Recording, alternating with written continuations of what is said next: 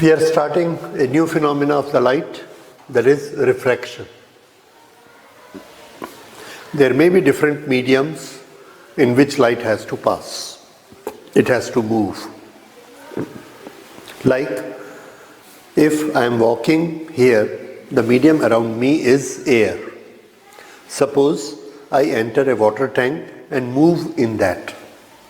If I apply the same force what I am applying here, then in the water applying same force, but my velocity will be less. तो यहाँ हवा में मेरी जितनी speed है, अगर पानी में चलूँगा तो मेरी स्पीड कम हो जाएगी. वो एक डिफरेंट मीडियम है. तो इस तरह से अलग अलग मीडियम में जाने से स्पीड में चेंज आता है, और यही चीज़ लाइट के साथ होती है. क्योंकि लाइट की एक पर्टिकुलर इंटेंसिटी होती है, इलेक्ट्रोमैग्नेटिक वेव की एक गिवन एनर्जी होती है. उस एनर्जी से अगर मीडियम लाइट है, उसके लिए हल्का मीडियम है, तो बड़े बड़े कदम लेके चलती है, उसकी वेवलेंथ बड़ी बड़ी होती है. लेकिन अगर मीडियम उसके लिए हैवी है, डेंस है, तो उसके कदम छोटे हो जाते हैं और उसकी स्पीड कम हो जाती है. इसका ये मतलब है कि मीडियम चेंज होने से वेलोसिटी में चेंज आ जाता है. तो ये इधर से लाइट आ रही है, ये सरफेस है, इस सरफेस के बाद दूसरा मीडियम है. तो यहाँ पर एक मीडियम 1 है, एक मीडियम 2 है, और ये वो सरफेस है जो दोनों के बीच है, and I will call it interface. Because इधर से देखेंगे तो इसका फेस है और इधर से देखेंगे तो इसका फेस है, so it is known as interface, the surface between the two. When the light is moving in medium 1, it has a certain velocity, let's call it v1.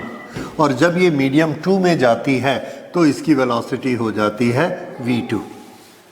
Change हो गई. ये वेलोसिटी इससे कम भी हो सकती है और इससे ज़्यादा भी हो सकती है. डिपेंड कि ये वाला मीडियम इसके कंपैरिजन में इसको अगर हैवी लगता है, डेंस लगता है, तो ये स्लो चलेगी, और अगर ये इसको लाइटर लगता है, रेयरर लगता है, खुला खुला लगता है, तो ज़्यादा फास्ट चलेगी. ये जो फिनोमिना है वेलोसिटी का चेंज होना, this is refraction. When a light enters a different medium, its velocity changes, and this phenomena is refraction.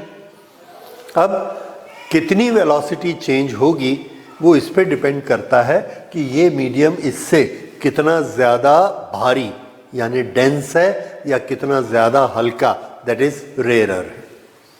तो डेंसर और रेयरर हम किसके लिए यूज़ करेंगे? If V2 is larger than V1, we will say this is a rarer medium, and if V2 has become smaller, slow, then it is a denser medium. और ये जो हमने definition बनाई, this is for optics, so we call it optically denser and optically rarer medium. So here I will write this result. If V2 is larger than V1, larger यानी speed बढ़ गई, then medium 2 is rarer. But if V2 become less than V1, then medium 2 is denser. Oh, I should have written it optically denser and optically rarer. Okay, add it. So, ये medium optically denser या optically rarer हो सकता है. The change in velocity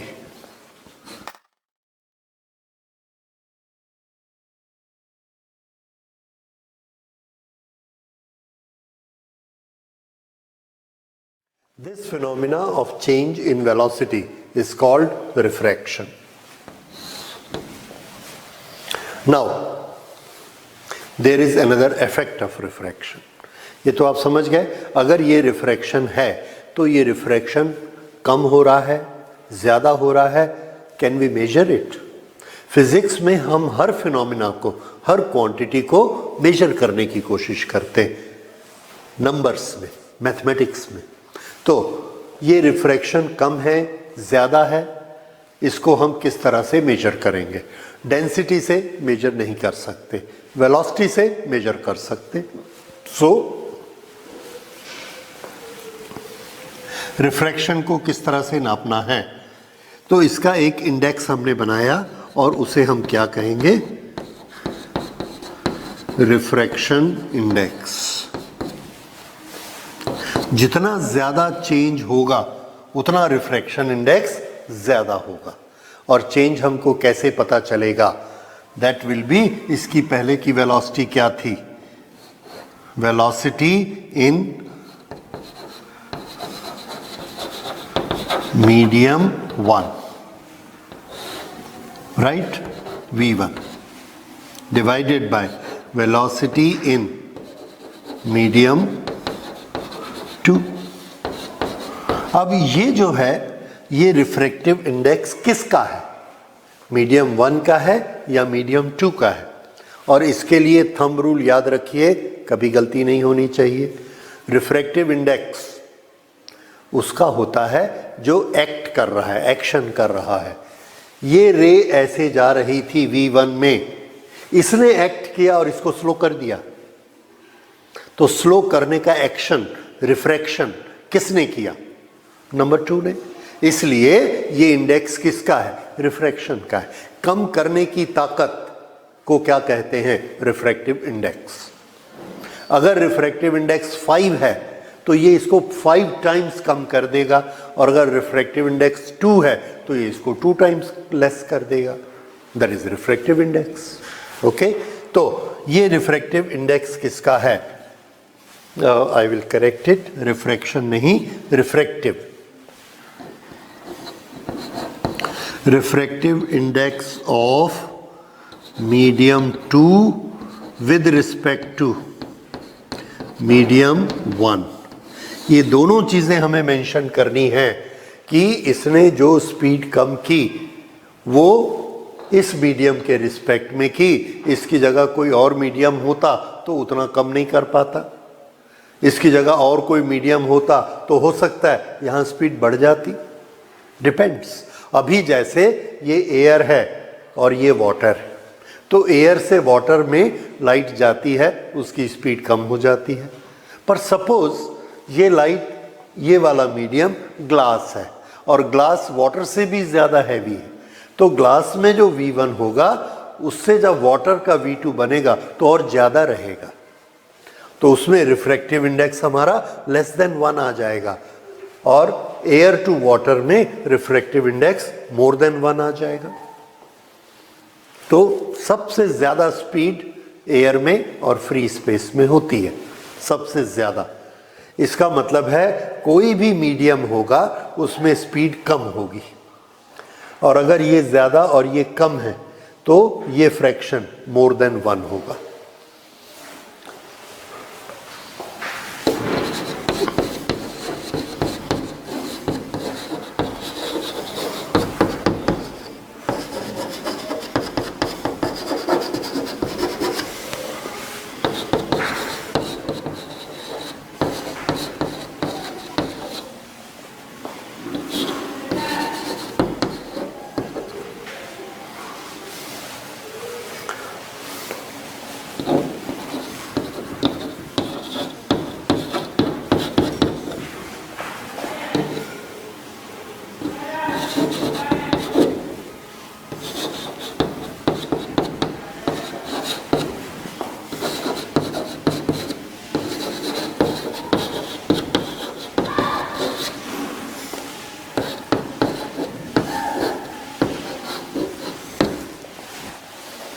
किसी भी object का, transparent object का refractive index हमेशा मोर देन 1 होगा with respect to air, with respect to air, क्योंकि एयर में या फ्री स्पेस में लाइट की वेलोसिटी सबसे ज़्यादा होती है, बाकी सब में कम होती है, तो रिफ्रैक्टिव इंडेक्स सबका मोर देन 1 होगा।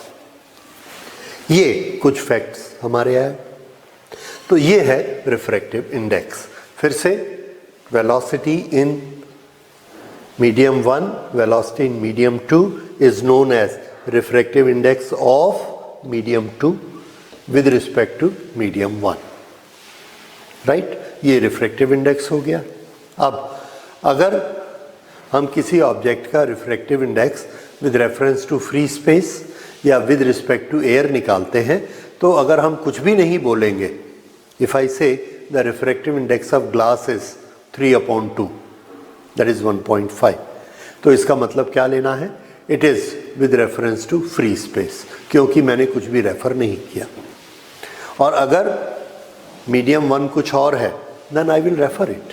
The refractive index of glass with respect to water is 9/8. अब ये हो गया कि इधर वाटर है और उधर ग्लास है, but if I don't say anything, तब वन साइड हम हमेशा क्या लेंगे? Air. Okay, so this is what is refractive index and the phenomena. लेकिन इस फिनोमिना का एक बड़ा इंपॉर्टेंट इफेक्ट होता है। वो इफेक्ट क्या होता है? वो इफेक्ट हमको तब दिखता है, it is visible when the incident ray is not normal to the surface. ये एक बड़ा स्पेशल केस है कि सरफेस ऐसी है, इंसिडेंट रे ऐसी है, and there is a angle of 90 degree. The ray is at right angle to the surface. अगर ये राइट एंगल पर नहीं होगी तो क्या होगा? देखिए, here I get another ray which is not at right angle. ये रे यहां से ऐसे आती और इसे, ये इसकी डायरेक्शन है जिसमें हम एक्सपेक्ट करते हैं कि ये ऐसे जाएगी। ओके, ये यहां पर आती है और यहां इंटरफेस पर इसने स्ट्राइक किया, now it wants to enter, तो इसे हम कहेंगे इंसिडेंट रे। और ये जिस एंगल पर आती है उस एंगल को हम कहते हैं एंगल ऑफ इंसिडेंस। अब उस एंगल ऑफ इंसिडेंस को मेजर करने का हमारा एक तरीका है। हमको मालूम है एरिया वेक्टर की direction normal to the surface होती है ये, तो उस नॉर्मल को हम रेफरेंस लाइन लेते हैं। तो यहाँ पर हमारी रेफरेंस लाइन जिससे हम एंगल नापेंगे वो क्या है? That will be normal to the surface.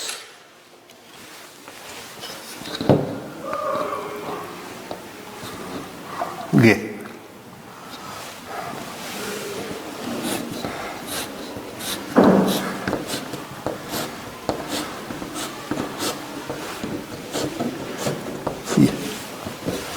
This is normal to the surface. और इस नॉर्मल के साथ जितना इसका एंगल बनता है इंसिडेंट रे का, उसे हम कहेंगे एंगल ऑफ इंसिडेंस, सिंबल आई। तो इसका नाम क्या है? Incident ray. This is angle of incidence.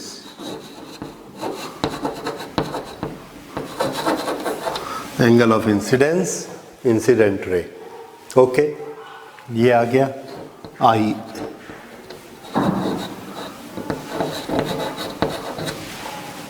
Right, अब एक्चुअल फिनोमेना पे आते हैं। हमने ये ऑब्जर्व किया कि जब ये इसके अंदर जाती है तो ये इस डायरेक्शन में नहीं जाती, it changes its direction, and that is the wonderful thing. अंदर जाके ये मीडियम इसको या तो डेंसर मिलता है या रेयर मिलता है, और दोनों के साथ इसका बिहेवियर डिफरेंट होता है। If this is a denser medium जहां इसकी वेलोसिटी कम हो रही है तो ये अपना पुराना रास्ता छोड़ देती है, और अगर रेयर है तो भी पुराना छोड़ देती है। In both the cases same density है, then it will go straight. तो ये रास्ता छोड़कर किधर जाती है उसके दो रूल हैं, वो दोनों रूल हमको याद रखने हैं। If it is a denser medium, denser जिसमें की स्पीड कम हो जाएगी, तब ये बेंड हो जाती है, इसकी direction this bend towards normal, यानी यहां से जाने की बजाय ये रास्ता पकड़ लेती है।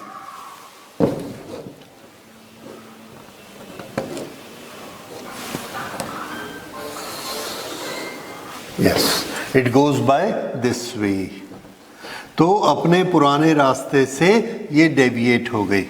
किस तरफ डेविएट हो गई? Towards normal. कब? जबकि मीडियम कैसा है? Denser. And in case it is not denser, it is rarer, तो अपोजिट एक्शन होगा। Again it will change its path, and by changing its path it will move away from the normal. ये यहां से ऐसे away चली जाएगी अगर ये रेयरर है तो।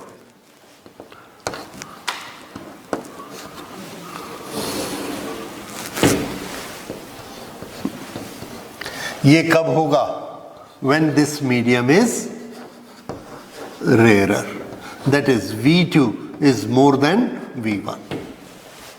ये दो इफेक्ट हमको दिखते हैं, and these are very stark and very noticeable effect कि लाइट अपनी डायरेक्शन से मुड़ गई है।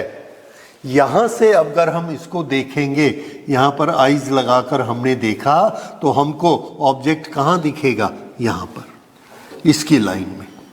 और अगर यहाँ पर ऐसा मीडियम है और ये इधर बेंड हो गई है तो हमको ऑब्जेक्ट कहाँ दिखेगा? यहाँ पर। यहाँ पर तो दिखेगा ही नहीं। तो ये effect that the direction of light bends either toward normal और away from normal, this phenomena is outcome of the refraction. Okay, so if it is, rule याद रखिए, if it is denser it will bend toward normal, if it is rarer it will bend away from the normal। तो इसको हम note कर लेते हैं, rules for refraction।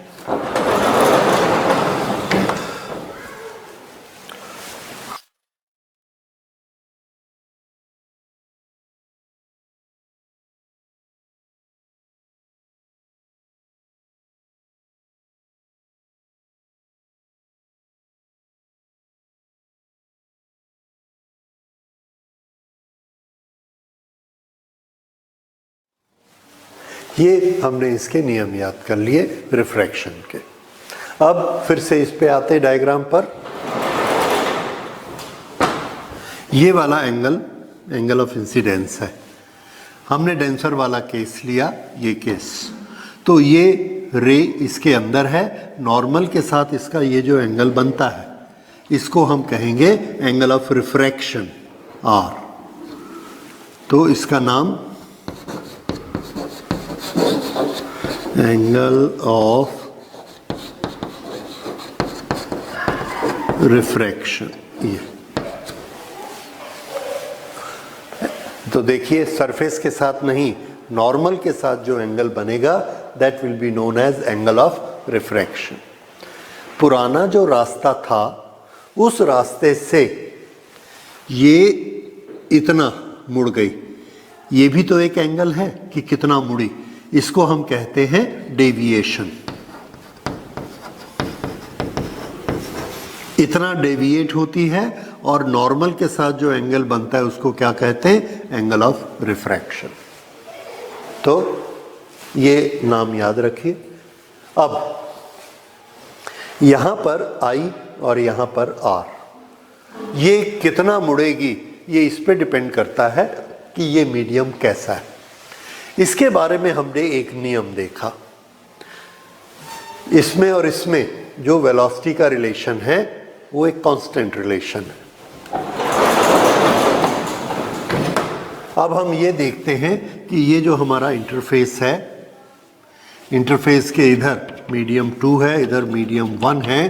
तो यहाँ पर हमने बहुत सारे नॉर्मल बनाए और हर जगह पर हमने अलग अलग एंगल से इंसिडेंट रेस को भेजा।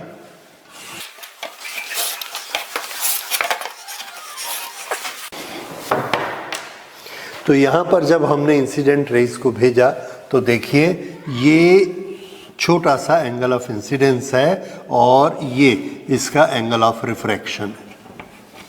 Medium 2 is a denser medium, so it will bend towards normal. तो यहाँ पर हमने एक रेशियो निकाला और वो रेशियो निकाला sine I upon sine R, इसकी साइन और इसकी साइन। अब हमने आई को इंक्रीज कर दिया तो हमने देखा आर भी थोड़ा सा इंक्रीज हो गया, ये थोड़ा सा ये भी बढ़ गया लाइक दिस आर, और ये है आई। फिर से हमने इसके लिए साइन आई और साइन आर ये कैलकुलेट किया। उसके बाद फिर से हमने आई को और ज़्यादा बढ़ा दिया और अब हमने देखा कि फिर से ये ऐसे आ गया, आर की वैल्यू इससे बढ़ गई।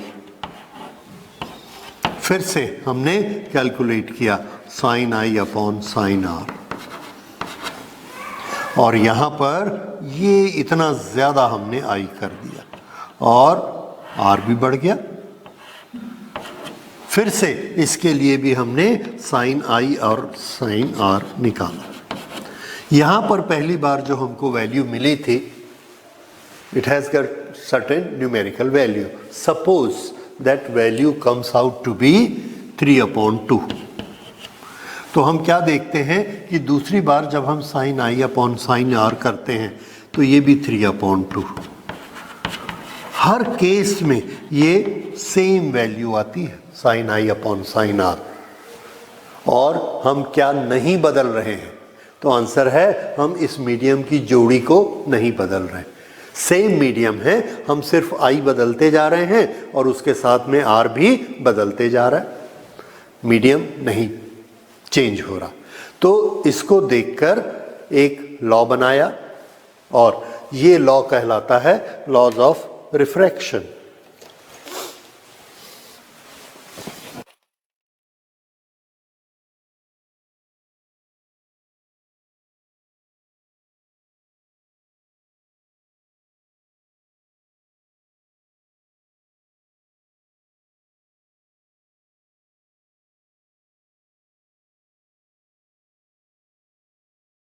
This is first law of refraction. तो ये याद रखिए कि आई को हम जैसे भी चेंज कर लें, R will automatically change in such a way that sine I upon sine R will remain a constant. और ये जो रेशियो है sine I upon sine R, we can prove, we have found that this is equal to V1 upon V2. And what was V1 upon V2?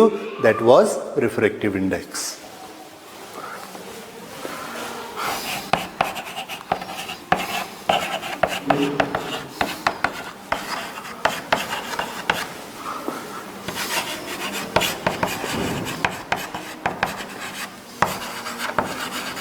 Refractive index किसका?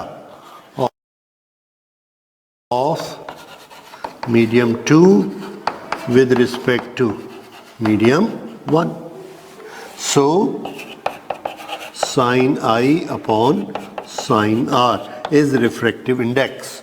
refractive index को हमने एक symbol दे दिया mu.